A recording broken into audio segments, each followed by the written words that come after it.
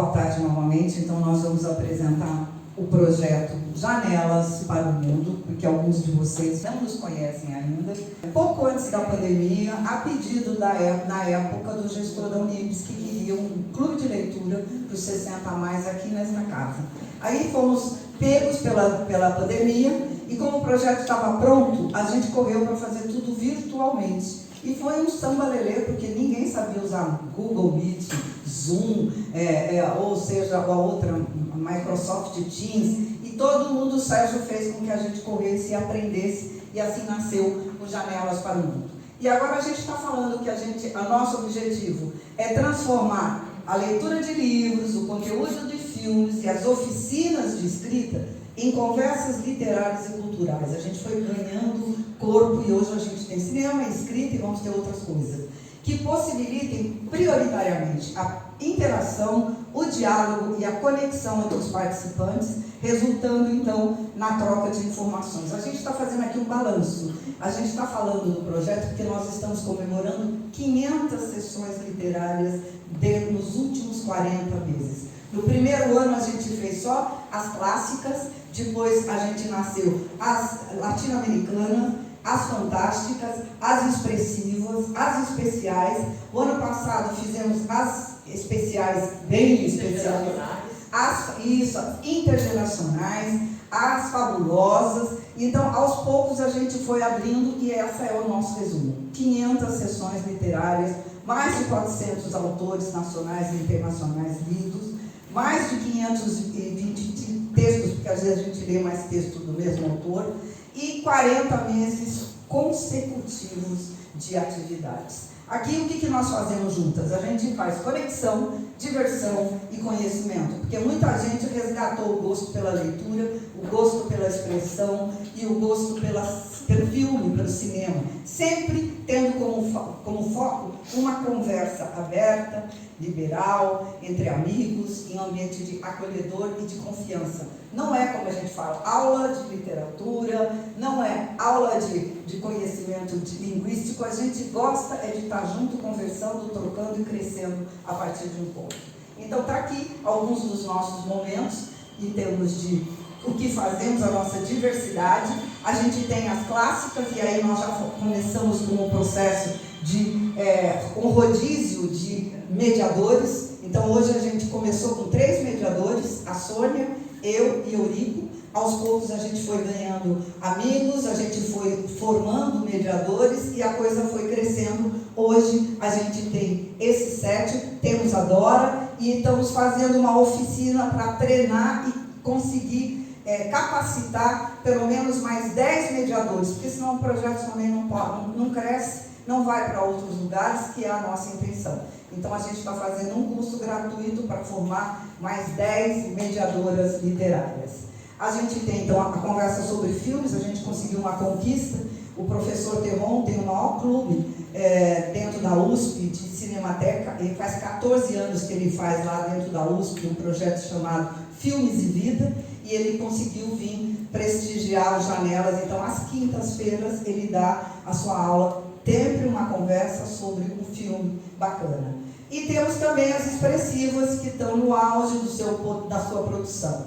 A Mônica, que faz toda a parte de coordenação das expressivas, já conseguiu fazer uma coletânea onde a gente praticamente lançou 20 novos autores, entre os quais nós vamos conhecer alguns hoje.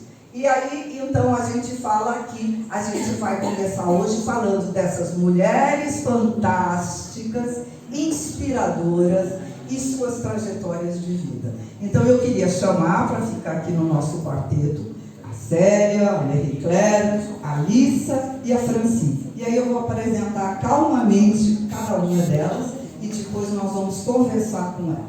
Então, aqui a nossa programação. Começamos com esse bate-papo com as 4 mulheres fantásticas, depois a gente entra no Ouvido Cinema, uma viagem para 7 noites.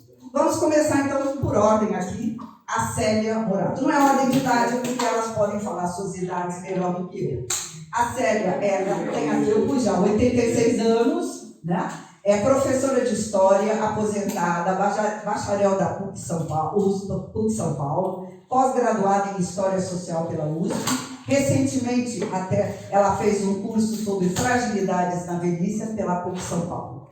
Ela participa de encontros, de oficinas de literatura no Espaço Longeviver, da Beltrina e do Mário, nossos queridos amigos, e frequenta, além, diversos clubes de leitura. Vocês querem achar sério? Ela está sempre no grupo de leitura, ou do Observatório, ou da turma dela, que faz 14 anos que ela está junto, ou seja, ela está sempre lendo, sempre aprendendo, sempre distribuindo conhecimento. Ela tem narrativas publicadas em diversas coletâneas, no caso da Longeviver, e também lições do escritor das janelas expressivas. O seu livro, Ciscando Memórias, foi lançado por Contos e Poemas, foi publicado em 2022 e ela fez uma festa deliciosa para todo mundo que foi. E a Célia, quando eu perguntei para ela sobre que tema ela gostaria de falar, ela disse para mim que ela gostaria de falar, primeiro, sobre o respeito que a gente precisa ter sobre essa nova geração, que são os netos do mundo, os filhos do mundo, e ela queria também falar, e ela é assim, falar um pouco do seu ativismo político e social. Mais hoje do social, porque ela é uma grande amparadora da obra do Lancelotti, padre Lancelotti, depois ela vai falar um pouco mais sobre isso. Depois ela fala melhor, eu só falo o que eu sei. A Alissa Bonfim está aqui, a nossa ela já lançou o livro já faz algum tempo, mas ela está na mídia por conta de uma grande história de amor, não sei se vocês conhecem, ela vai falar sobre isso também. Ela nasceu em Salvador, 1940, e lá em São Paulo fez pedagogia na PUC, artes plásticas pela FEBRAS, estou muito vista, viu, gente? E psicologia na Unip. Foi docente da Universidade Mackenzie e da Faculdade de Artes Plásticas. Nos últimos 32 anos, atuou como psicóloga clínica, arteterapeuta e no final de 2019 lançou seu primeiro livro, Os Velhos Também Amam, que faz parte, e agora ela faz parte das Janelas Expressivas e também está na nossa coletânea. Ela lançou oficialmente um novo livro no Rio de Janeiro. Ela participou de vários movimentos para lançamento recentemente. Ela fez a live com o Fernando Pessoa, que vai falar agora, na Longeviver, com as mulheres do Brasil, a Michele, falando sobre o educar,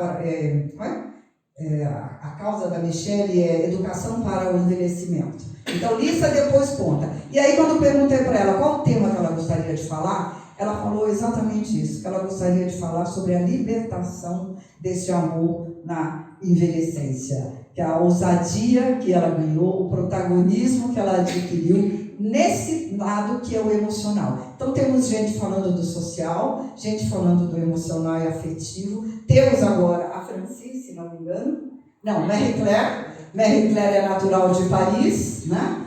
Nasceu em 1939, estudou na França e na Alemanha e está no Brasil desde 1954. É professora de francês e atuou durante vários anos como executiva de multinacional para a América Latina. Foi embaixatriz da velhice, da virada da maturidade aqui na Unibis e ela participa ativamente da programação 60+, na Unibis. Frequentou cursos de velhice, repórter 60+, narrativas contemporâneas e atualmente se dedica a oficinas de escrita e já participou de diversas coletâneas da Cremilda e também agora da nossa Janelas Expressivas. Já quando perguntada sobre que tema gostaria, Marie Claire falou sobre, primeiro, a questão da superação, que ela teve várias fases de vida que ela superou, e queria falar do bem precioso que ela tem hoje, que é os netos. Ela gostaria de falar sobre isso. E vai ler. Franci Reis da Silva, a nossa Debi, porque as outras, de alguma maneira, a gente já conhece um pouco melhor. Mas a Franci é maranhense, nasceu em Balsas em 1947, é médica, graduada pela Escola Paulista de Medicina, é especialista em pediatria, atuou no departamento de pediatria da Escola Paulista de Medicina, onde criou o setor de patologia pediátrica da Escola Paulista de Medicina. Seu doutorado no curso de pós-graduação de pediatria recebeu o prêmio Miguel Couto, da Associação Nacional de Medicina, em 1982. Ela teve uma carreira muito produtiva na acadêmica como professora e orientadora no curso de pós-graduação em patologia, e ela também atuou na Associação Brasileira de Médicas como presidente. Sempre gostou de ler, Francisca sempre gostou de ler, especialmente biografias, e aprecia também as questões de ficção voltadas para o regionalismo. Na verdade, atualmente ela se dedica ao desenvolvimento da escrita, como quase todas e todas nós queremos um pouco isso, né, Francisca? E agora frequenta a nossa oficina expressiva. Então, essas são as nossas mulheres fantásticas. Mas eu falando, fica muito papagaiada. O que a gente quer é ouvir as histórias. Então, eu, Mônica e a gente conversamos sobre 3 temas. O que as inspirava para ler, para escrever, que fato elas gostariam de contar, e elas vão ler um livro, um texto que toca e que diz muito sobre elas. Protagonismo, libertação, superação e aqui respeito e ativismo político e social. Então, isto é o que nós temos que levar. A velhice existe para quem paga. A velhice existe para quem não produz. A velhice existe para quem não gosta de si. Essas mulheres provam aqui, aos contrários. Tomara a gente chegue como elas chegaram nessa carreira. Vamos começar? Célia, você começar pela ordem assim? Célia, tudo bem. Então, você fica com o Olha, microfone. mas precisa microfone? Precisa? Não precisa? Tá. Então eu prefiro ficar sem o microfone. Boa tarde para todos. E a primeira coisa que eu queria colocar é que quando, no início da pandemia, eu conheci o projeto 60+, eu fiquei um pouco assustada, não é? Porque 60+ são minhas filhas, não é? Por favor, nós somos 80+, não é? Mas olha, foi muito bom, foi excelente, a gente conseguiu passar um período muito difícil durante a pandemia, conectados, aprendendo, lendo bastante, escrevendo, não é?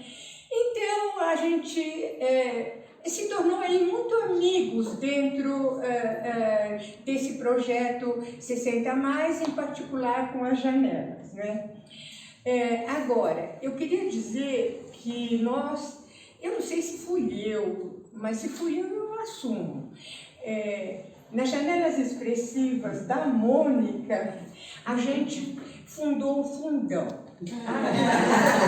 É importantíssimo, Pelo seguinte, olha, vocês estão vendo nós 4 aqui, somos ótimos, não é? Não é? Somos ótimos. Não é? O que a gente entendia por fundão? Inclusive eu que fui professora a vida inteira, não é? Encarei fundões aí de vários tamanhos, não é? Era uma turma meio indisciplinada, ou então era disciplinada demais, eram turmas diferentes, e nós 4 somos diferentes, porque nós somos assíduas, não é, Mônica? Nós somos assíduos, a gente faz as lições de casa, a gente estuda e a gente até publica livro, né? Então, por isso também nós somos do Fundão. Tem gente com inveja do Fundão, que quer estar no Fundão, mas tem que passar antes por uma pequena seleção. Mas então é isso, gente. Só etária. Não tem seleção, não. É etária, só. É só etária? Não, que nada. Não pode. Não pode, não é? Só tudo bem, eu obedeço. Olha, eu estou falando primeiro, mas eu não sou a mais velha. A mais velha é a Franci. Ela é 2 meses mais velha que eu. Eu não abro mão disso, mas de maneira alguma. Você não acha que eu tenho razão? Plenamente. Ela é a mais velha, não é? Eu não respeito muito, mas eu falo por mim. Todo orgulho, né, Franci? Agora, gente, o que eu posso falar da minha vida para vocês, né? Eu fui casada há 59 anos e mais 3 que a gente namorou, né? Então eu passei 62 anos com meu marido Eu tive 5 filhos, agora são cidadãos do mundo, tenho 7 netos, mais cidadãos do mundo ainda. Sempre gostei muito da minha profissão. Eu vivi intensamente lecionar história, desde o antigo primeiro grau até em faculdade.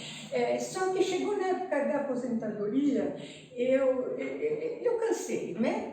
E também eu estava cansada porque a história, ela me levou a conhecer um Brasil difícil, e eu fui sindicalista durante 15 anos, eu pude conviver muito de perto o que é ser professora na rede pública. Eu trabalhei muito na rede particular, muito não, trabalhei mais na rede pública, mas trabalhei na rede particular também, que às vezes a gente precisava de um dinheirinho a mais para viajar. E na rede pública, o negócio é meio completamente difícil. Mas então isso, essa ligação da história com o ensino, com a minha participação na vida sindical e posteriormente com minha participação na vida política também, porque eu acho que o homem é um ser político, a gente não pode se esconder atrás disso, não é? E que vivemos numa sociedade difícil, mas eu também gosto de muitas alegrias. Eu acho que a gente tem direito a essas alegrias. E uma delas, eu pedi para uma linda colega, onde ela está? A Sueli, para ela ler um poema que eu fiz.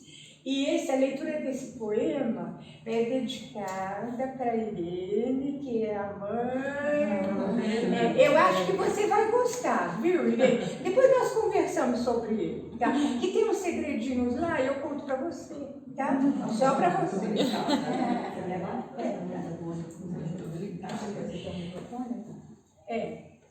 É da página... que página que é? 133 do livro.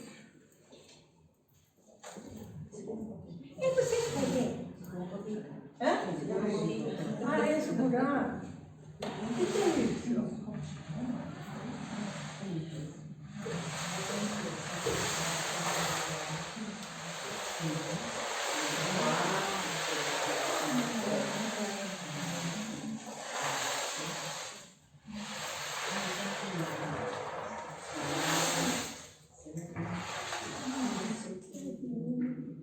Saudade. Saudades das andanças na cidade, das livrarias, do chá no MAP, da espera do namorado. Saudades do passeio descalço, do mar generoso, do lago no sítio, da piscina transparente. Saudades dos partos felizes, da emoção da vida, 5 vezes repetidas, filhos adoráveis. Saudades, Silvinha querida, brilha no céu, junto com ela, Carlos, marido e pai. Saudades dos alunos carentes, dos alunos pedantes, todos bem-vindos, histórias vividas. Saudades da Lisboa sorrindo, de Paris eloquente, de Madrid vaidosa, da Itália admirável. Saudades do Malecón em Havana, do mar em Varadeiro, do metrô em Moscou, das matrioscas plurais. Saudades de brincar na rua, de pular corda, do telefone sem fio, de tomar sorvete. Saudades das festas familiares, dos almoços domingueiros, do escurinho do cinema, da pizzaria perfumada. Saudades da casa arrumada, das flores nos vasos, da desordem permitida, das alegrias possíveis. Saudades do saber compartilhado, dos livros lidos, da voz do conhecimento, de professores e alunos.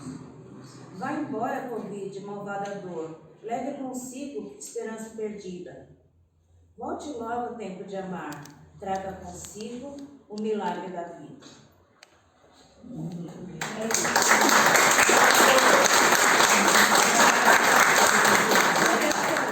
Eu fui na escola.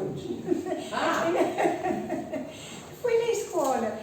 O professor tem que escrever, não é? os livros didáticos, então eu escrevia muita coisa, procurava fontes alternativas. E aí foi, eu acho que aí escrevi muito em tempos de sindicato, greve, etc. Politicamente também escrevi. E agora eu escrevo literariamente. Então, É isso que levou, vai fazer Literariamente. A gente vai fazer essa pergunta para tu. Tá bom. Eu acho que agora, eu acho que a literatura, ela dá para a velhice um diálogo muito grande, ela traz um diálogo, ela traz um repertório. Olha, gente, é muito comum, filho e neto principalmente, se queixar que velho vive repetindo as coisas. Vive repetindo as coisas porque não tem um repertório diferente. E a literatura, ela fornece com caminhos tão diversificados, com os gostos os mais variados, não é? A gente tem essa possibilidade de ter um repertório melhor, inclusive para ter uma conversa mais gostosa com as outras gerações que estão aí. A gente tem que tomar cuidado para não ficar velha chata, porque parece que é um caminho meio fácil, viu? Será que não tem a genética também? Você disse que, aliás, até li o poema do seu pai. Ah, pode ser, pode ser. O Mário de Andrade, grande literato brasileiro, ele escreveu... Meu pai publicou um livro no final da gripe espanhola, olha que faz tempo, chamado Sonatas Românticas. E o Mário de Andrade falou que ele era o último dos parnasianos. Porque realmente o que meu pai escreve é de uma pureza da língua que eu não tenho nem sombra disso, nem sombra. Mas realmente, eu acho que eu tive uma convivência com livros e com escrita a vida toda, de uma maneira, de outra, mais ou menos, não é? Mas, por exemplo, minha casa sempre teve estante de livros, né? É uma coisa assim que desde criança eu tenho na memória isso. E então foi isso. Agora, eu queria ler uma coisinha para vocês que tem um pouquinho do lance da minha preocupação com a sociedade que a gente vive. É uma leitura pequena. Aqui na página 105, a primeira festa.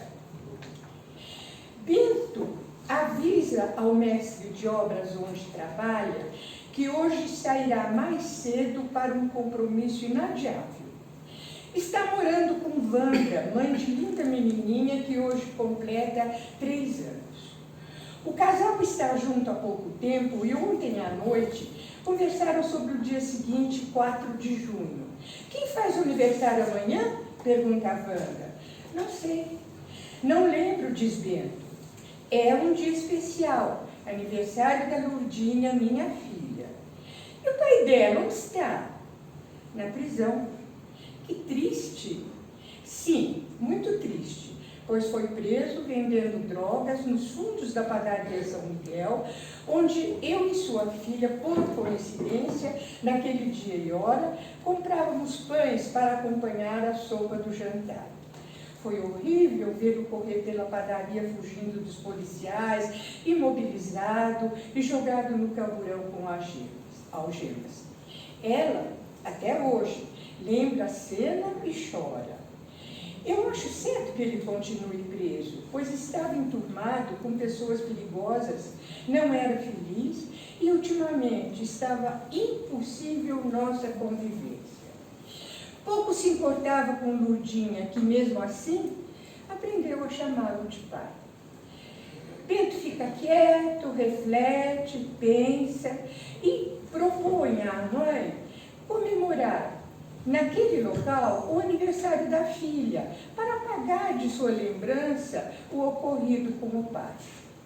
Wanda se emociona e agradece a tão boa ideia de Bento. Ela diz que há 2 anos está separada e é muito bom alegrar o aniversário da filha, que não tem boa lembrança do pai traficante. Wanda conta, para ele, as grandes dificuldades do seu relacionamento e a decisão de criar sua filha sozinha, mas com muito carinho e atenção. Até desliga uma TV para poder conversar melhor. Hoje é véspera do aniversário. O que dá para organizar? Bento sugere comprar vestidinho e sandálias novas para a Lourdinha, com um dinheiro extra que recebeu. No final da tarde, comer alguma coisa na São Miguel. O que acha? As mesas na calçada sempre têm um ar festivo ao entardecer, com pessoas sentadas para um bom papo, um cafezinho, uma cerveja, um salgadinho, uma fatia de bolo. Wanda, feliz da vida por tanta delicadeza de Bento, chega a pensar em morar para sempre com este novo namorado tão atencioso. Agradece e diz: roupa nova para ela, eu com meu vestido azul marinho, e você chegando mais cedo para um bom banho, camiseta e bermuda, lavada e passada. Assim feito, os três bem arrumados caminham para a padaria, conversando sobre o quarto, sala e cozinha, onde podem morar na comunidade. O namorado sugere como pedreiro: eu posso construir um puxadinho só para sua filha e aumentar o banheiro. O que acha? Ótimo, Wanda completa. A cozinha já é grande e eu continuo fazendo salgadinhos para o bar do Geraldo e assim também ganhar algum dinheiro. Lourdinha os acompanha de roupa e calçados novos, pulando de alegria pelo caminho, sem saber direito o que é aniversário e o que vamos comemorar. Quando os três chegam, ao invés de irem para o balcão comprar pães, sentam-se numa mesinha da calçada. Os olhos de Lourdinha brilham e ela pede: quero doce de bolo, com Coca-Cola. Bento não entende bem o que é doce de bolo, mas escolhe na vitrine o mais enfeitado. Fica muito alegre e seus olhos se enternecem numa serena e calma alegria. Seu coração sente paz.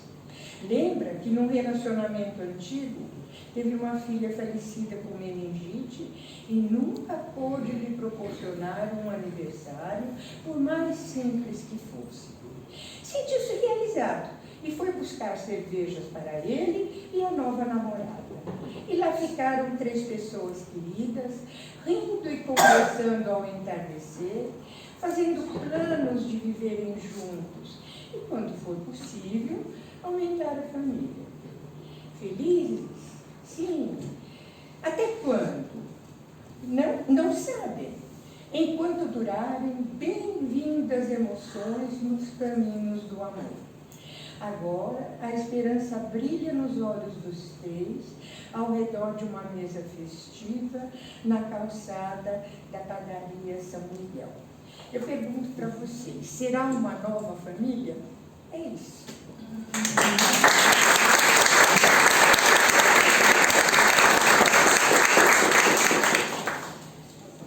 Lissa, você quer ler? Quer que a gente leia? Por enquanto, nada. Deixa eu contar uma história. Uma história que não foi escrita por mim. Uma história cujo protagonista foi aquele guapo rapaz de 92 anos. Assim, bom, para quem não sabe, eu e ele casamos, eu tendo 71 anos e ele 80. Então, estamos há 12 anos juntos. Ele está com 92. No primeiro dia que nós saímos até, ele falou que ele tinha um casal conhecido, ele e a esposa dele, e que eles saíam normalmente com eles, eram amicíssimos, iam para restaurante, barzinho, viajavam juntos, tudo bem.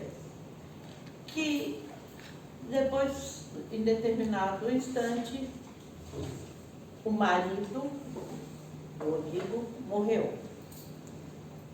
Pouco tempo depois, a esposa dele morreu. Na missa de 7º dia da morte da esposa dele, a amiga chegou para ele e falou: ó, meu marido morreu, tua mulher morreu. E agora, como é que ficamos nós? Né? E passou uma baita cantada em plena missa de sétimo dia. Né? Bom, tudo bem. Deixemos aí isso de lado, que eu vou usar isso. Meu hábito, depois de certa idade, é tirar a minha siesta após o almoço. E eu não conseguia, eu logo cortei meus clientes às 2 horas, porque eu não estava conseguindo trabalhar, eu tinha de dormir. Naquele belo dia, que eu não sei, mais ou menos, talvez em 2017, mais ou menos, não sei. Naquele dia, eu deitei na minha cama e comecei a lembrar dessa história. Dessa história da cantada que ele levou na missa de sétimo dia. Aí eu comecei a pensar, o que será como ela está? Como será que ela está agora? Aí começou a me dar uma curiosidade, assim, né, de ver. Aí eu comecei a bolar. Que isso, que aquilo outro. E foi quando eu vi, estava um conto prontinho na minha vida. Mas eu não fiz esforço, eu nunca escrevi absolutamente nada na minha vida. Nada. Isso, então, acredito que aos 77 anos, eu, deitada para tirar a siesta, venho. Uma inspiração. Não sei o que é, mas eu sei que é. Só sei que eu me divertia, porque foi engraçado, porque aí eu ficava dialogando comigo mesma. Não, ela vai ter de curtir, né? Querendo fazer. Bom, eu falei, olha, eu vou escrever isso. Levantei, não dormi aquele dia, fui e escrevi. Quer dizer, olhem, peguei minha prancheta, minha super bic, e fui escrever, porque eu não sabia nem escrever, como é que se escrevia em computador, né? E ótimo, escrevi, ele até bateu para mim depois no computador, tudo interessante, hein? Isso, aquilo. Aí eu mostrei para as minhas filhas, elas gostaram. Eu falei, vou escrever outra coisa, engraçado. Aí escrevi a história do motel, que vocês tanto sabem, né? Que sempre me perguntam para contar a história do motel. Eu falei, deixa eu escrever essa história para ver. Depois que escrevi a do motel, eu falei, olha, eu vou ficar escrevendo coisa de amor entre velhos. Eu acho que eu estou gostando desse barato, né? E aí comecei, mas sem saber para que eu estava fazendo aquilo. Eu não tinha a mínima intenção de fazer, eu vou fazer isso. Não, eu fui escrevendo para ver o que é que acontecia. E é engraçado que eu gostei, né? Que eu gostei e começou a haver uma coisa que gente, eu acredito, confessando uma coisa agora para o grupo de expressivas, que eu sou a pessoa que menos li dentro daquele grupo. Houve uma série de problemas, se não veio ao caso, na minha adolescência. Depois comecei a ler. Depois, quando eu me formei com 50 anos em psicologia, eu me formei aos 50 anos, eu passei em torno de 10 a 15 anos sem ler absolutamente nada de ficção. Eu lia e devorava tudo quanto é de livro de psicologia, livro técnico, mas eu não lia nada. Então foi uma baita pausa na minha vida, de qualquer coisa assim. E quando eu vi, eu falei, olha, eu gostei, eu vou publicar.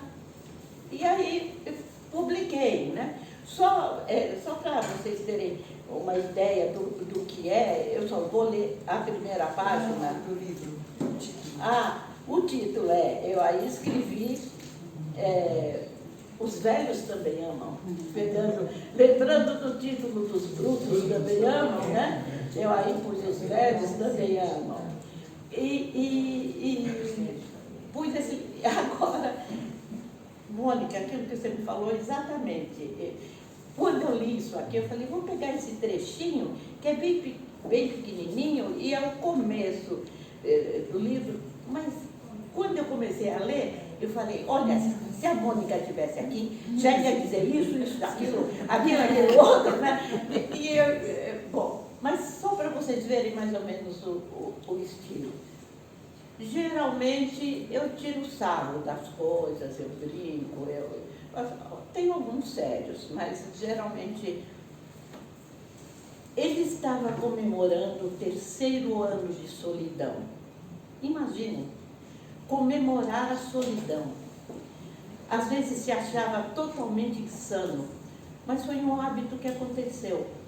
Um ano após a morte de sua esposa, com quem vivera 43 anos, se viu sentado à mesa, tomando vinho de altíssima qualidade numa taça de cristal e brindando com alguém que deveria estar lá, mas não estava. Naquele primeiro aniversário, chorou e lamentou a ausência dela. Esvaziou a garrafa de vinho e foi se amparando pelas paredes até chegar à sua cama, onde se atirou de roupa e sapatos e assim permaneceu até acordar no dia seguinte. Mas gostou do ritual e no 2º ano novamente comemorou, desta vez sem lágrimas e sem lamentos, só recordações. Afinal, a vida era assim. Nesta noite, ele estava comemorando o seu 3º ano de solidão. Na 2ª taça de vinho, começou a notar que, apesar de ter havido um brinde com a ausente, sua mente não estava mais ligada a nenhum tipo de homenagem póstuma, mas seu pensamento estava em novos planos e projetos. Parou, surpreso diante do que estava sentindo, respirou fundo e disse em voz alta: está na hora de mudar de vida. E aí começa o conto, realmente, né? É só para... E essa esse é meu estilo, essa é a minha forma de escrever. E uma coisa que eu chamo muita atenção das pessoas quando eu falo, é que todo mundo, mas especialmente os mais velhos, talvez a gente tenha mais facilidade de aceitar possibilidades assim difíceis de serem aceitas. Quer dizer, os improváveis. Aparece, porque a gente já tem na cabeça da gente, não dá certo, meu tempo passou, acabou, né? E vai deixando chances de oportunidades passarem pelos dedos da gente, assim. Eu penso na minha velhice. As 2 coisas importantíssimas que eu tive, né? Dessas coisas imponderáveis, impensáveis que a gente termina fazendo, foi escrever. Eu nunca pensei em escrever. E casar. nunca tinha pensado. Bom, casei a primeira vez, vivi 32 anos com o meu ex, o meu primeiro marido, mas vivi 14 anos sozinha, sem ninguém, e pronto, e estava ótimo, junto com aquele bando de psicólogos, tudo virado, falando daqueles casos, né? E a gente aí trocava, um dava supervisão para o outro, e blá blá blá. Tudo bem. Mas aí uma filha chega para mim e fala: você tem que arranjar alguém. E eu com 70 anos de idade. E aí eu penso: tenho direito? Ou não tenho? O que é a vida? Tenho vontade ou eu estou acostumada a isso que eu tenho? Né? E aí foram momentos, e eu quero, se tiver alguém com a experiência que eu tive, vai concordar comigo. Mas o que a gente sente é exatamente a mesma coisa que a gente sente aos 15, 16 e 17 anos. É a mesma coisa. E eu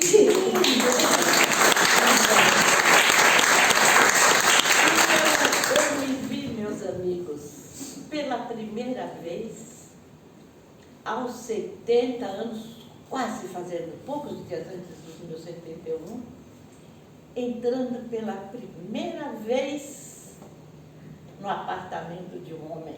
E não era para ver televisão. Não era. E a alegria que eu senti, falei, gente, eu estou liberta. Mesmo que não dei nada, eu estou fazendo aquilo que o meu íntimo está querendo, a necessidade que eu estou precisando de algo mais nesse campo. E foi muito. E aí estamos juntos há 12 anos. Né?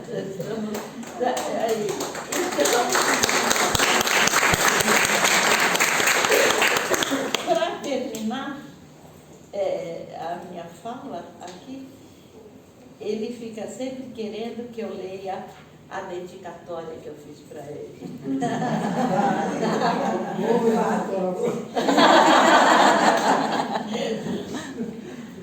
A você, Luiz, meu querido, meu amor, homem que me ensinou o que é realmente uma relação adulta, altruísta e de cumplicidade, a minha gratidão por ter me trazido o prazer de saber o que é a felicidade plena.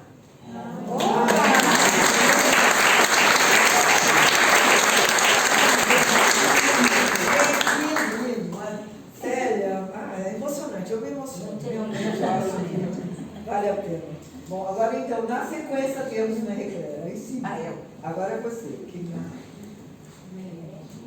Bom, meu nome é Marie Claire. Eu nasci na França, estou no Brasil há muitos anos. Estudei na França, na Alemanha, e vim para o Brasil. Eu comecei a ler muito cedo, mas eu não tive a oportunidade de continuar a minha leitura, porque meus pais, no pós-guerra... O livro está forte. Não, pode continuar. Porque no pós-guerra, meus pais tinham que sair de país em país. E eu não tive essa... Eu fui em várias escolas, mas eu não tive a oportunidade de continuar lendo. E viemos para o Brasil, que foi realmente desafiador. Porque eu vim para o Brasil sem saber a língua, não querendo, falando mais alemão do que francês, porque eu não queria mais falar francês, eu estava de mal com a língua, estava de mal com o mundo. E no Brasil eu aprendi novamente a viver. Então a criança vem para cá, conhece os vizinhos ensinam tudo. Tudo que é bom e tudo que é ruim. Eu aprendi muito rápido. E segui os estudos, como todo mundo. Voltei para a França, meu tio me aceitou e continuei estudando lá. No entanto, eu estava com saudade dos meus pais e voltei para o Brasil. Então já voltei adulta. E no Brasil eu casei, tive filhos, tive um filho e a vida continuou. A minha escrita se deu a minha reinvenção. Tive uma perda muito forte. E com essa perda, eu precisei me virar, porque me encontrei sozinha, de repente, sem saber o que fazer. E um dia, sentada, foi num restaurante, ouvi uma senhora contar uma história. Fiquei atenta. Achei muito interessante. E quando eu cheguei em casa, eu sentei e comecei a escrever a história que ela contou. Foi desafiador, porque eu tive que fazer um esforço tremendo para não esquecer nenhum detalhe. E foi assim que comecei a escrever. Eu frequentava a Unibis, Centro de Convivência. Conheci muitas senhoras lá. Todas as senhoras, cada uma tem a sua história. E eu comecei a ouvir essas histórias e a escrever as histórias que elas contavam, sem intenção nenhuma de fazer qualquer coisa, só pelo prazer de escrever. Algumas eram divertidas, outras eram tristes, as terceiras eu tive que ajudar a imaginar mais uma coisinha, porque estava com lacuna de tempo. E foi assim que eu comecei a escrever cada vez mais. Eu tive momentos de... E isso me levou, me ajudou a passar por essa fase difícil. Porque a escrita me trazia alegria. Eu me encontrava, eu mudava de paisagem. Isso para mim foi muito importante. E a vida continua. E eu tentei, então, me dedicar também à música. E foi encontrando novos caminhos. E chegou a pandemia. E durante a pandemia, eu fiquei maluca. O que eu vou fazer? Mas aí eu conheci pessoas que me introduziram no trabalho 60+, e comecei a dar aula de francês online. Foi terrível. Eu era analfabeto. Mas consegui, quer dizer, com a ajuda de outras pessoas. Foi muito bom, foi interessante. E foi meu conhecimento com o trabalho 60+. Antes disso, antes da pandemia, eu tinha frequentado outros cursos da Cremilda, sempre na direção da escrita, porque isso me interessava. E eu sentia que eu tinha tudo limitado, evidentemente, precisava saber mais. Então, veio a pandemia e acabou a Cremilda. Daí eu passei justamente para 60+, que me deu a oportunidade de conhecer os outros cursos que havia no trabalho 60+, nas janelas. E foi uma experiência maravilhosa, porque eu conhecia o curso de expressivas da Mônica, que realmente me abriu os horizontes como nunca. Apesar de que, ultimamente, eu tenho tido umas paradas na musa da influência, né? A musa inspiradora, ela parou, e aí eu não consegui escrever mais. Mas ela volta, né? Ela volta. E então chegou também, foi nessa época, um pouco antes disso, que eu decidi reler tudo que eu tinha escrito. E aí eu cheguei a concluir, alguém me disse, é uma pena você jogar tudo isso no lixo. E aí eu disse, tá bom, então vamos publicar. E cheguei à conclusão de que realmente era interessante. Era interessante publicar, porque assim, o meu livro se chama Ressonância dos Acordes. Bom, nenhum acorde é perfeito. Tudo é um conjunto de notas que nem sempre tem a mesma intensidade. É assim que se desenrola a vida e é desse jeito que eu a vivencio. A melodia sai acompanhando cada episódio da minha vida. Os sons podem ser agradáveis, podem ser desagradáveis, podem ser alegres, podem ser tristes. Eu, com o meu livro, atravessei as paisagens de momentos em diversas fases. E por conta da intenção que eu tive, eu decidi compartilhar a minha vivência e escrever esse livro. Mas eu não tive intenção assim, de colocar e publicar. São amigos que sempre me puxaram para não sei, você tem que fazer isso, você tem que fazer aquilo. E foi assim que eu consegui publicar e editar o livro. Existem várias partes da minha vida que eu coloquei também aqui dentro. E eu gostaria de ler para vocês um capítulo que me é muito importante. Tem outra coisa que eu quero dizer a vocês. Eu anotei tudo que eu falei, porque com o tempo, a minha memória de elefante virou memória de passarinho. Então, eu tenho que escrever tudo, porque até me lembrar daquilo que eu queria escrever, passa-se um bom tempo. Você quer que a gente leia ou você lê? Não, eu vou ler. Ajudar. O título é Eu, Seu Neto. Quando eu nasci, a casa de Campos de Jacareí já não existia, e nem o sobradinho de Pinheiros. Minha chegada foi a sua felicidade. A partir daquele momento, sua vontade de viver encontrou um objetivo. Eu, o seu neto. Este pequenino ser com as mãozinhas firmes e delicadas e fortes foi a sua maior alegria. E o meu primeiro sorriso foi para ele, o avô. Cresci tendo o meu avô como pai. Eu tinha 5 anos quando me levava nas tardes de domingo a lugares incríveis. O que mais me marcou foi o parque onde eu corria para pegar os pombos, o lago onde os cisnes espiravam, majestosos, e os peixinhos coloridos aos quais eu jogava migalhas de pão para ver como vinham na minha direção, batendo uns contra os outros. E minha memória me leva. Naquele dia, não sei porquê, não vamos pelo caminho do lago. Ao invés, nós dirigimos para o centro do parque. Eu só entendi o motivo quando lá chegamos.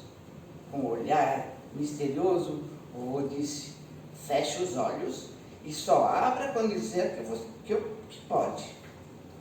Ele segurou a minha mão.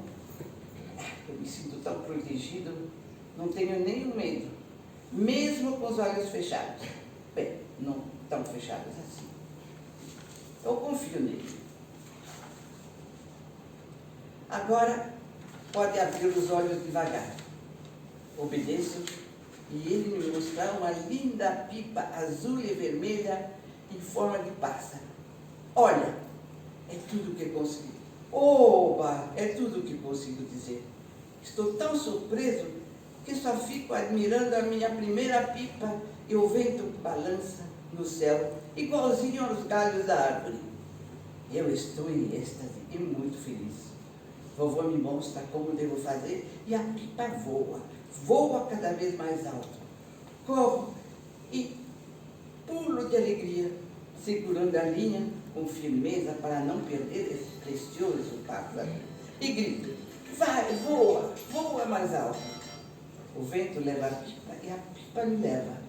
Vovô sorri e transpira muito. E eu, na minha felicidade, nem percebo a dificuldade que tem em me acompanhar. O inseparável chapéu de Panamá, Monte Cristo, de aba larga, eu nunca vou esquecer. Esse nome me lembra a história de Conde Monte Cristo, que ele contava. Para se proteger dos raios do sol, esconde uma careca com alguns fios de cabelo dos dois lados. Os poucos cabelos que eu gosto tanto de pentear. Coisa de menino traquino. A gente costuma se sentar no banco debaixo das árvores. O melhor momento é quando ele tira o sanduíche do saquinho de papel e o Todd. E enquanto eu como, me fala das árvores, das plantas, das formiguinhas esforçadas que passeiam em fileiras, das folhas sempre carregando algo e que trabalham muito. Eu ouço com atenção, devoro o lanche E quando faço perguntas, meu avô sempre tem todas as respostas. Ele sabe tudo. É orgulhoso. Eu olho para ele como um Deus. Quando lhe conto coisas da escolinha, ele ouve com atenção e me mostra como é preciso raciocinar para entender melhor. Süßschäffele, dizia ele. Eu soube mais tarde que ele me chamava de carinhosamente doce carinho, em Yiddish. Eu cresço e meu avô Arthur envelhece. Mas isso não impede de ser o meu melhor amigo. Adoro as manhãs de domingo, quando ele me leva na matinê, no Cine Ipiranga, para assistir Tom e Jerry e o filme dos Trapalhões. Neste dia, eu tenho direito a tudo. Batata frita, algodão, balas, chocolate e o mais gostoso, um lanche no McDonald's. Recordo-me da data mais importante, o dia em que completei 13 anos, o meu bar mitzvah. Nesse dia tão significante, a sinagoga estava repleta com a presença de familiares dos 4 meninos que também faziam bar mitzvah. No seu terno azul escuro e gravata italiana, com toda a emoção de um pai-avó, ele me conduz na Torá. E diante da arca sagrada, aberta com o livro de Moisés, me explica sobre o meu comprometimento para sempre e a ligação espiritual, emocional e intelectual com Deus. O nervosismo toma conta de mim e sinto o peso da responsabilidade de ter que ler o livro da Torá em hebraico sem gaguejar. Só preciso olhar para ele sentado na primeira fileira da sinagoga. O seu olhar me tranquiliza. Neste dia, pela primeira vez, vejo lágrimas no olho dele. Após a cerimônia religiosa, durante o coquetel oferecido por minha mãe, surpreendo todos e faço um discurso que ensaiei tantas vezes, escondida de todos em casa. Agradeço a minha mãe e ao meu pai e avó por tudo que fizeram por mim. Meu querido avô está muito orgulhoso e emocionado.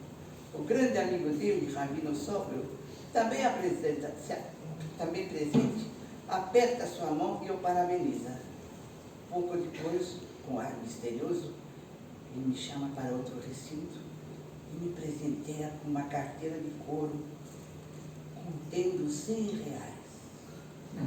Isto é a tua primeira mesada.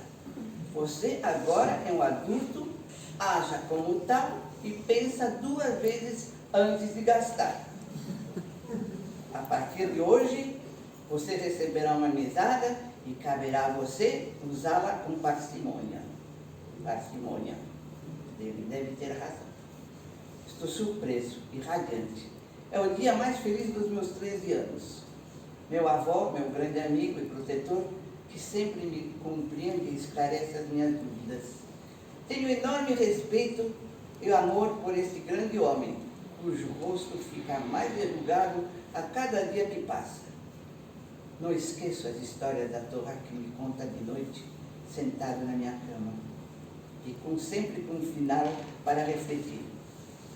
É uma lição de vida. Neste dia, ele me abraça com tanta ternura que me assusta. E depois diz que está muito cansado e que vai se recolher. Fui para meu quarto. E o dia seguinte, anos depois, antes de ir para a faculdade, encontro minha mãe chorando na sala. Quando pergunto onde está meu avô, soluçando, ela responde: o vô Arthur adormeceu e entrou serenamente no sono eterno.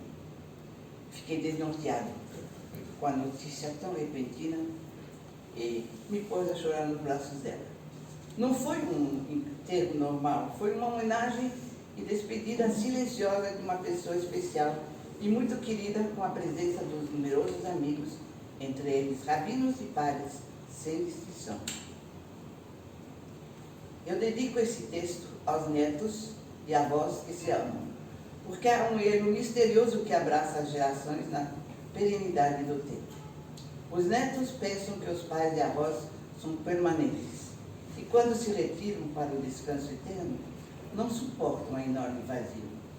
A ausência da presença é difícil de ser aceita.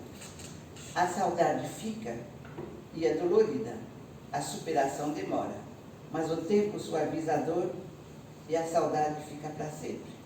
O grande tesouro são as fotos, lindas recordações dos momentos vividos em que o neto conviveu com a sabedoria exemplar do avô.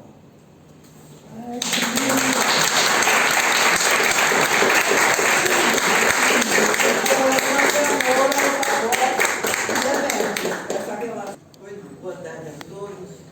É com o maior prazer que eu aceitei o convite de participar dessa mesa. Como já foi falado aí no meu currículo, eu nasci no Maranhão e minha família depois mudou para o Piauí. Depois que eu terminei o curso científico lá no Colégio Estadual do Piauí, eu vim a convite do meu irmão que morava em São Paulo para estudar. Sempre gostei de estudar, tinha aquela história que vou ser médica, e no fim eu vim mesmo, entrei na Escola Paulista de Medicina, onde fiquei a minha vida inteira e passei dos melhores anos da minha vida. Parte do currículo já está citado aí. E eu tenho também a satisfação hoje de ter aqui o meu colega de turma, Henrique Zarf, com a esposa. Nós estamos hoje com 63 anos de formados. Muito obrigada, Henrique. Foi muito bom. Bom, quem me levou assim, a participar das oficinas primeiro da Crenilda foi a Célia. Em conversa com ela já estava fazendo, e eu também participei, para minha satisfação, participei de 2 coletâneas lá, e depois parti para o grupo 60+, participando do grupo de leitura, e também terminei participando da oficina expressiva, da janela expressiva da Mônica, e também saiu uma coletânea do qual eu muito me orgulho. Eu não sei se a gente tem tempo, porque eu estou vendo que o tempo aí está meio corrido, né? Mas eu queria só dizer uma coisa assim, eu sou viúva há 10 anos, eu tenho 2 filhos, um neto, que mora no Rio de Janeiro, e canto no coral há 40 anos, gosto muito de música, sempre estou assistindo concertos, e isso é muito bom para mim, né? O problema da memória, mas nós comentamos, né? Assim. Assim. Eu ia falar agora, não estou lembrando. Mas eu resolvi tentar escrever, porque, primeiro, eu sou de uma família que sempre a leitura e os estudos sempre foram muito valorizados. Minha avó era professora, minha mãe também, então, na minha casa sempre se estimulava muito o estudo, né? E outra vez a música. Para justificar ser a mais velha do grupo, né? É lógico. É porque você ouviu todo mundo agora, né? Você escolheu um livro, um texto que você gostaria de ler? Escrevi só uma coisa. Então eu resolvi entrar na oficina de leitura, porque eu estava acostumada com aquela escrita acadêmica, muito formal, e eu queria fazer uma coisa um pouco mais, né? E eu não tenho ainda livro meu e nem sei se eu vou ter. Mas se eu tiver, eu acho que meu gênero é mais para crônica, principalmente se tiver do cotidiano, principalmente se tiver um pouquinho de humor, né? Eu vou então ler uma crônica que eu escrevi aqui para o livro, né? O título é O Importante é Ser Feliz. Entro no carro e o motorista do Uber começa a conversar, inicialmente sobre o tempo e o trânsito. Depois, como eu contei que estava atrasada, porque eu tenho mania de ler o jornal durante o café e perco a hora, ele lembrou que tinha um tio muito esquisitão, que fazia a empregada passar o jornal a ferro todas as manhãs, antes de ler, para não pegar tinta nos dedos. Aí me pergunta o seu Luciano, motorista, a senhora gostaria de saber o resto dessa história da minha família? E claro, respondo. Pode falar que terei prazer em escutar. Ele continua. De início, essa tarefa era feita por sua mulher, a qual sempre o fazia reclamando. Ah, essa minha tia, ela era arredia aos afagos do marido, embora esse fosse muito afetivo. Quando ele se aposentou, decidiu ir morar no Pantanal para poder pescar, coisa com que ele sempre sonhara. E olha que ele escolheu um lugar bonito, tanto que a cidade se chama Bonito. A mulher não quis acompanhá-lo e ficou morando sozinha na cidade. Tempos depois, ela arranjou um namorado, mas não apresentou aos parentes. Exigia que, quando quisessem visitá-la, isso sempre fosse combinado previamente.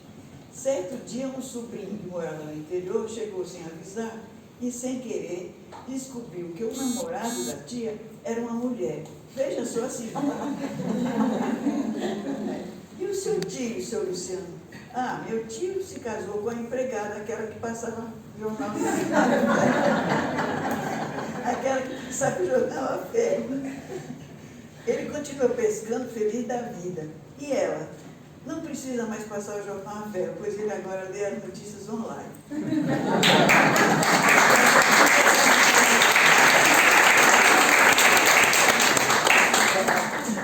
Muito bom. Agora a gente abre para perguntas. Quem gostaria de fazer? Mônica, você estava querendo fazer as primeiras perguntas? Vamos lá. A ideia é... Bom, posso perguntar então. A gente falou bastante sobre o passado. E agora eu queria saber um pouco do futuro. Como é que estão os planos aí de escrita no futuro? Pegou difícil, hein? Pegou forte. Ah, porque eu estou sabendo umas coisas, então. A série está tramando. Não, eu já comecei. Tem um no forno. Tricotando. Tem um no forno. Talvez em novembro, 4 anos depois, saiu o primeiro, saiu o segundo. Né? Então vamos ver aí. Tá. Vamos ver. O mesmo tema, eu estou ficando viciada e eu estou com um plano de um outro projeto, assim, mas quando eu penso nos velhos, sabe? Mas a Mônica aí falou, deixa vir, venha o que vier e vamos tocar. Bom, eu fiz a revisão do livro e vou fazer uma introdução, né? E uma coisa que eu acho que é muito importante, que eu vou colocar lá. Você fala dos velhos, mas você fala de seres humanos. Então foi o que você falou, quer dizer, o que você viveu com 70 e tantos anos é o que a gente vive com 20. Né? Então eu já sou 60 a mais, mas eu ainda não sou 80 a mais. Né? E eu tenho a impressão que muitos jovens se virem a ler, vão se identificar com os sentimentos. Né? Porque você está falando de seres humanos, de relacionamento, de bons sentimentos, também de alguns maus sentimentos, umas vingançazinhas, e eu acho que isso é humano. Ela pega no meu pé. Isso não é velho, isso é humano. Né? E eu acho que é muito bacana até se os jovens vierem a ler, né? E perceberem que afinal de contas não tem tanta diferença entre uma pessoa de 20, uma de 40, uma de 60 e uma de 80. Quer dizer, claro, tem diferenças, né? Físicas, às vezes até psicológicas e intelectuais para melhor, né? Porque alguém comentou, né? A gente vai, e vocês mais ainda vão vendo a vida diferente, vão tendo, né, uma sabedoria que às vezes o jovem não tem. Mas eu acho que em termos de sentimentos, somos todos iguais. Né? No Janelas Expressivas, ontem a gente estava falando sobre o homem pré-histórico. Né? E a gente estava lendo um texto ali de 2000 anos antes de Cristo. E que a gente lê hoje em dia. E por quê? Porque alguém no grupo ontem falou, puxa vida, o ser humano não muda tanto assim. E não muda. A essência do ser humano, ela permanece a mesma. Ela permanece a mesma, né? Os sentimentos, então eu acho que não é um livro de velho, é um livro de seres humanos. É de emoções, é um livro de sentimentos. O que muda, às vezes, é o comportamento que a gente brinca. Na nossa geração, a gente não tinha esse hábito de A gente nasceu com a menininha, na casa de menininho. Ah, não, sim. Aí, Você está falando de hábito, de costume, sim. entendeu? Agora, aí você muda, é o que você falou, aos 15, aos 20, aos 30, aos 40, o amor, o sentimento é o mesmo. O que a gente está entendendo e está aprendendo agora é a ser mais coerente com a gente mesmo. A gente é mais genuíno, a gente é mais efetivamente verdadeiro.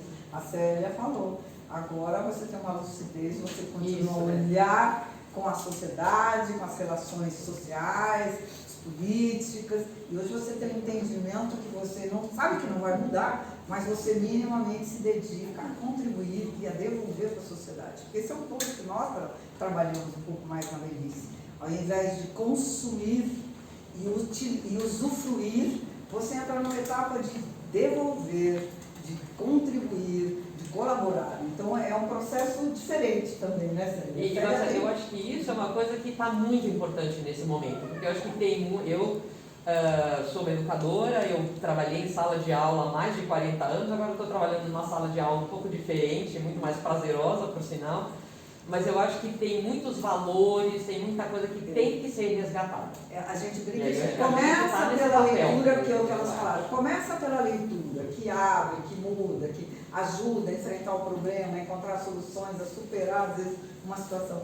Depois você começa a expressar de uma maneira mais verdadeira, mais genuína. Por isso que a gente brinca, a gente tem a turma que só gosta de ler, porque ainda não se sente motivado a escrever. A gente gosta dos que nem querem ler, só querem ver a telona, querem ler só o cinema, resumidamente, belamente, as paisagens, a fotografia. A gente tem público e palco para eles também. Porque cada um tem a sua. O que a gente interessa é, vamos conversar, vamos ver o que está acontecendo de bom e de verdadeiro. E tem os que ficaram realmente semi-profissionais na escrita, ou seja, escreveu 2, 3 contos, quer escrever com outro foco, com outro enredo, com outro... Então, essa eu acho o grande barato do Janela. É você ir descobrindo suas potências e usando, e tem mais. A gente ainda quer, eu falo sempre, vai abrindo, eu quero falar sobre filosofia, eu acho que está num momento muito bacana, muito bom da gente falar de filosofia, de falar de atualidades, de falar das artes. Eu acho que o mundo é esse, a gente vai ter que começar a aprender e devolver, porque esse é o momento. Mas eu queria perguntas de vocês, gente. Você quer falar um pouco do futuro? Ah lá, faça. Eu quero fazer pergunta para as quatro. Vamos lá. Alguém aí usou a expressão uma certa idade. Eu queria que vocês falassem ali dessa certa idade. Quando é que é essa certa Certo, idade? é uma palavra complicada, hein? Idade. A idade pode ser uma idade qualquer, mas pode também ser uma idade correta. E aí? Porque, por exemplo, eu vi um livro que... Existe a certa idade? Então, eu quero saber de fazer de Mas eu vocês. penso a certa idade, outra coisa é a idade certa. Porque eu li um livro que falando assim, que após os 40 anos, a mulher não pode casar de noiva. Não pode? Não pode o quê? Casar vestida de noiva. Vestida de Porque ela noiva. chegou até uma certa idade. Então eu entendi que essa idade era 40. Na cabeça de vocês, qual que é a certa idade? Se existe ainda, ou se vocês mandaram a certa idade para... Exatamente. Não, a evolução trouxe, a evolução trouxe o afastamento de certa idade. Não existe. Se já não existe limites, não existe certa idade. A idade certa, sim. As idades. Como aquela expressão, no meu tempo. No seu tempo, né? Como é seu tempo? Hoje, Agora, no meu tempo de criança, no meu tempo de velhice, no meu tempo... Aí sim. Escola. Escola, mas no meu tempo... Sueli, eu acho que esse problema da certa idade nos é imposta pela sociedade. Você percebe, depois de uma certa idade, olha, nem propaganda eles não te entregam mais na rua. Você não é vista, você fica invisível. Eu acho... Depois de velho, vai lá. Eu não estou sentindo isso. Mas isso existe. Como existe, gente? Não. O que, Célia? Não, eu acho que a gente tem que ter consciência da velhice, não é? A velhice existe e ela tem que ser vivida. E ela tem que... Qual é a opção da velhice? Ou viver bem ou morrer.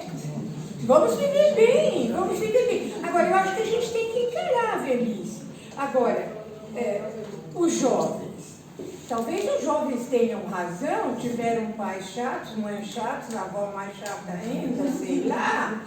Não é? Quem foram os pais? Quem foram? Por que eles estão distantes? Por que não tem assunto de conversa com o neto?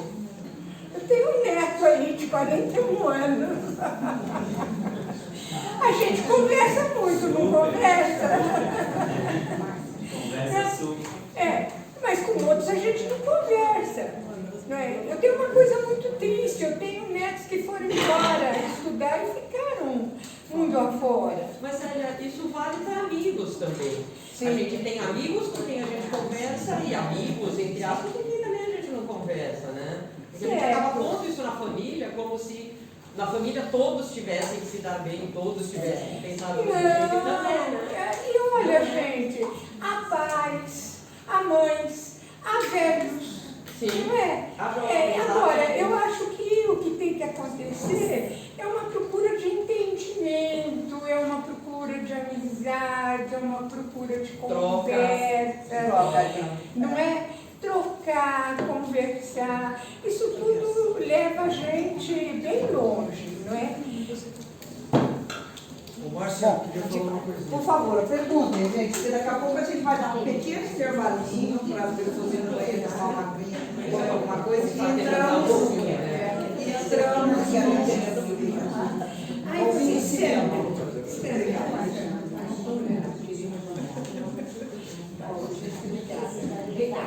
Pronto, fala, qual a sua pergunta? Bom, primeiro não é uma pergunta. Como uma sempre, observação. geralmente são comentários, né? Mas vamos esperar aqui, pessoal. Eu acho que hoje a gente teve um exemplo aqui fantástico do que a gente vive falando no grupo. Primeiro, não existe sênior, velho, idoso, generalista. Cada um tem uma trajetória de vida. Isso ficou tão claro aqui hoje, que as trajetórias de vida, além de ser riquíssimas, são únicas.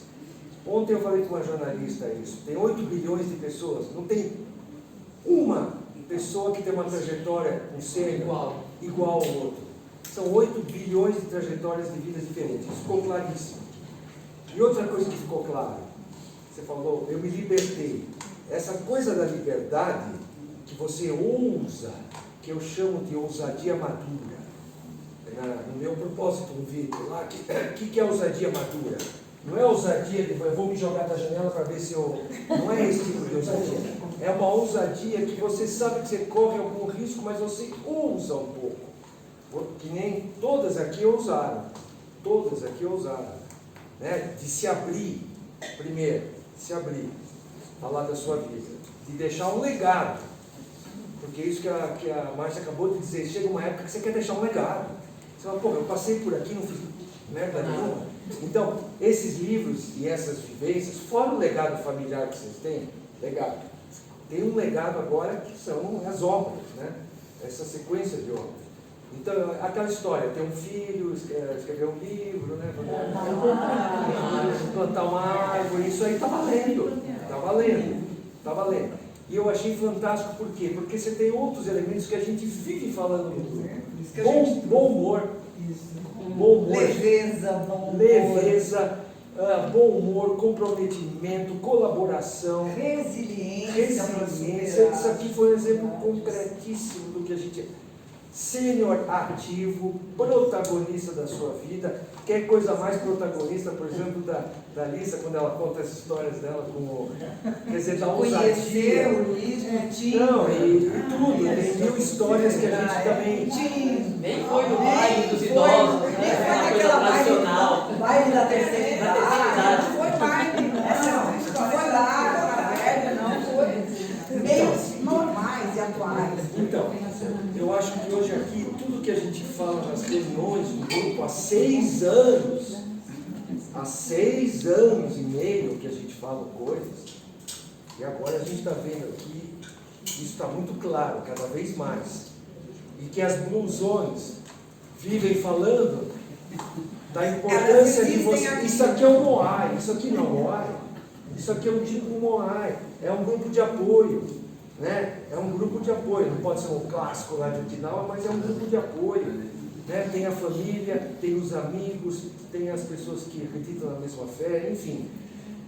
A Marie Claire, quando começou a falar, eu falei, ela está falando do Parque da Luz, no início, onde jogava milho pro pombo. Por que eu identifiquei? Porque eu ia com meu avô no Parque da Luz fazer exatamente essas coisas que você falou. Eu fiquei me vendo no Parque da Luz. Eu já vi todo o cenário. Fora o bar mitzvah e outras coisas. Então, não vou nem falar disso. Então a gente se identifica, porque são histórias que têm essência. Isso também é uma outra coisa. Tem uma alma, mais do que essência. A palavra que eu quero dizer, a gente sente que esses livros, essas pessoas têm alma, têm vivência. Não é que entrou num joguinho de celular e aprendeu alguma coisa. Não, tem uma vida, uma essência, uma alma muito forte.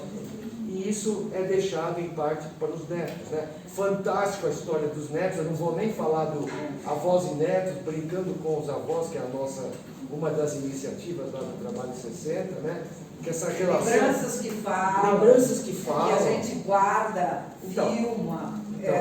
Não precisa escrever, eu falo. O importante é a expressão. Mas eu vou falar porque as pessoas não sabem. Lembranças que falam é uma iniciativa do Trabalho 60 em que faz exatamente o que foi falado aqui. A pessoa fala da vida dela, do episódio da vida dela, pega as fotos que estão em casa, jogadas, e faz um vídeo pequeno, de 5, 10 minutos, contando episódios. Isso que vocês fizeram aqui. Isso são lembranças que falam. E o Brincando com os Avós, que é uma iniciativa que a gente vai retomar, é uma ligação, que eu diria mística, eu diria, é uma espiral que dá assim, que liga o avô com o neto. Às vezes a ligação avô, pai, filho tem alguns problemas, mas a ligação é uma ligação direta, mística, emocional entre avô e neto. Né? Então vocês falaram aqui, eu não preciso repetir. Então eu fiquei contente aqui, Márcia, de tudo que a gente vive falando, a gente vê na prática. Não basta falar. Não basta falar. Né? Parabéns, parabéns. Eu queria só lembrar todos. Tem uma pergunta, por favor. Eu fui colega de turma da Franci. Eu vi que a Franci não mencionou uma coisa muito importante, talvez até por timidez, que na nossa turma só haviam 6 mulheres. Ela era uma dessas mulheres. 6 não, entramos 5 e ficamos só 4. Entramos 5 e ficaram 4. A Ângela desistiu. Não era isso, desculpe. Eu acho que a memória... Já era pioneira. Ela é uma pessoa sensacional. Ela foi minha sócia num infeliz no pronto-socorro que a gente teve no início da vida. E ela teve uma coisa muito bacana, que naquela época havia um preconceito de classes enormes. Eu até gostaria que ela contasse o episódio dela de namoro que culminou com o casamento dela, em que ela ocultou que era estudante de medicina naquela ocasião para não perder o interessado. Agora eu estou decepcionado, mas eu não lembro mais. Ele era bancário no Banco do Brasil. E você lhe ocultou que era porque você ficou com medo que ele ficasse com medo de você. Mulher sabida demais. Sabida demais. Que era uma raridade na bancária. Mulher sabida demais, universitária, poderosa, ainda está problema. Eu queria que você se apresentasse então, Roberto, para perder tempo, e começamos a fazer o seu trabalho de Ouvindo Cinema.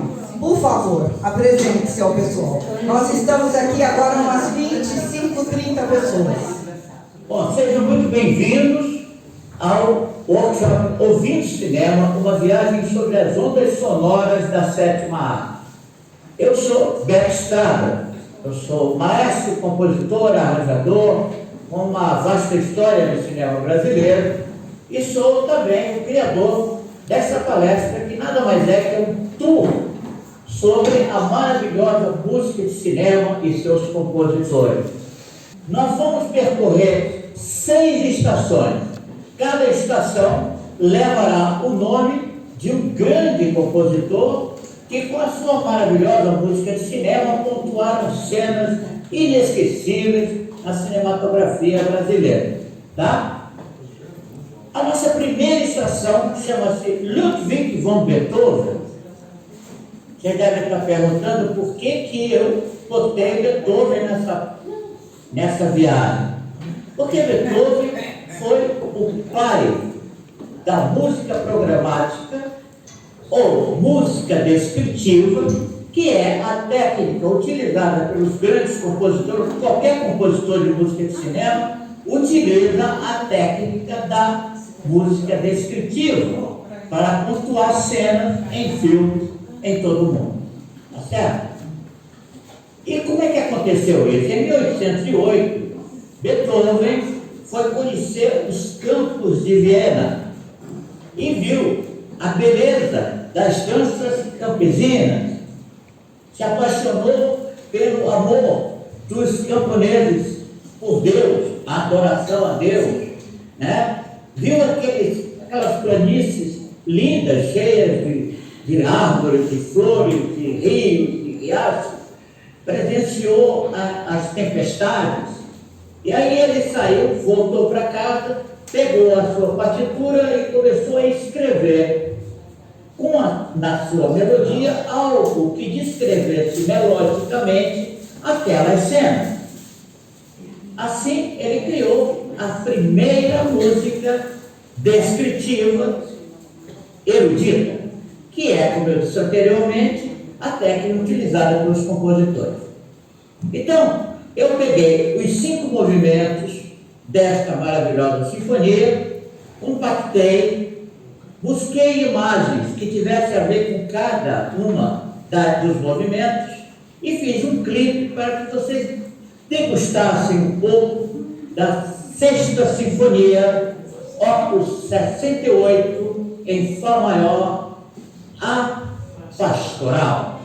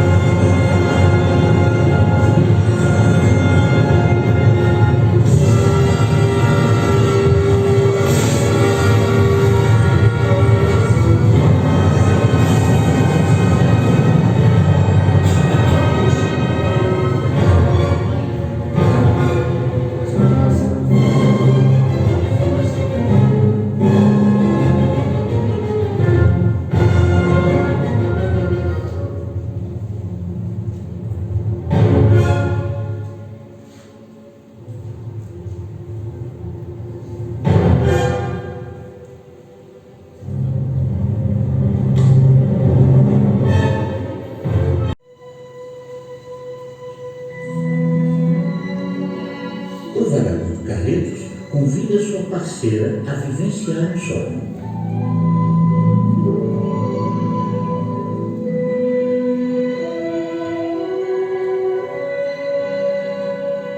A música acompanha, no clima de expectativa sonora, a vida desse casal supostamente feliz.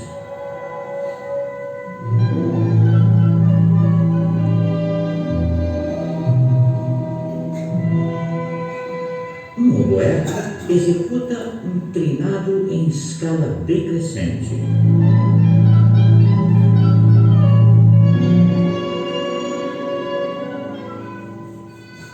Comentando assim os momentos engraçados dos dois apaixonados. Uma flauta aparece agora imitando o cantar de um passarinho sobre o apoio das cordas em suspensão.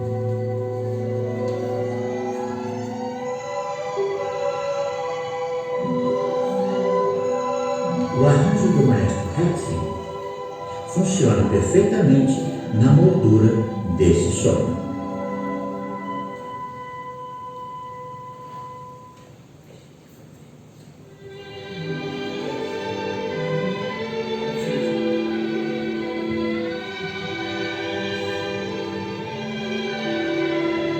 Sorria.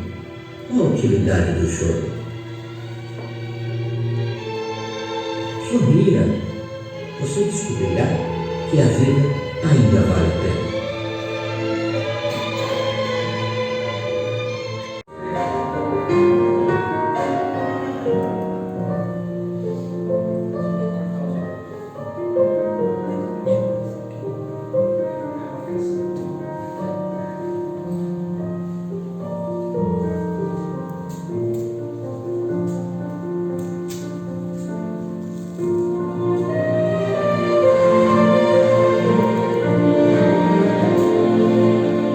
O que ouvimos é o tema principal do filme Cinema Paradiso, a grande obra de José Tornatore, pontuado pelo gênio Ennio Morricone.